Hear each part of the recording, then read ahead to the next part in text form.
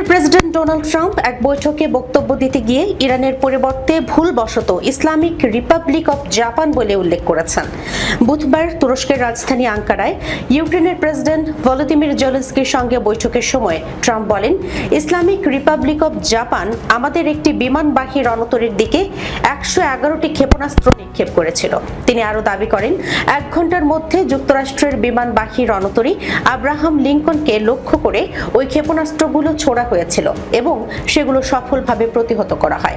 তবে বক্তব্যে Islamic Republic of Japan উল্লেখ করায় ধারণা করা হচ্ছে ট্রাম্প ইরানের নাম বলতে গিয়ে ভুলবশত জাপানের নাম উচ্চারণ করেন।